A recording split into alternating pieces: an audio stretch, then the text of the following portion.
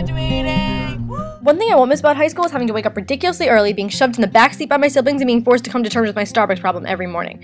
Thankfully, on Friday the 21st of June 2013, I did this for the last time. Since this is a Thoughts from Places video, I'll tell you what time I arrived. 7:55 for an 8 o'clock practice that of course didn't start till well after 8:30. This morning was different than others though. 1, because it was my final graduation practice, 2, because everyone was emotional, and 3, because although it was well before noon, I was already being burned brutally by the sun. Thinking back in the past few years of my life leads me to many more questions than answers. Among these questions are the obvious where did the time goes and the usual what ifs, but there are also many more. I begin to question how did I end up where I am, and how much of who I am right now can I attribute to the walls that surrounded me.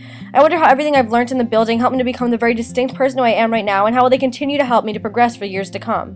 It's not really a secret that high school and I didn't always get along. Although I'd argue that most people feel this way at some point in the 4 years, maybe one of the regrets I have is that I let it get to me sometimes, but I don't like to regret things that I can't change. Everyone feels at least a few emotions upon closing this chapter in the book, and I'll admit that one of mine is fear of the unknown. I hate uncertainties almost as much as I hate routine. Whether directly or indirectly, learning within and eventually graduating from our respective high schools changes us all in many ways.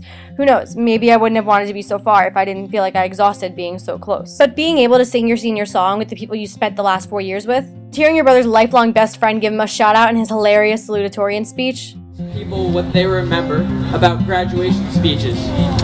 A popular response was that the valedictorian usually sends a message to the class, but nobody listens to the other guy. Last summer, I rediscovered SpongeBob on television. and being reminded by the valedictorian to thank our parents.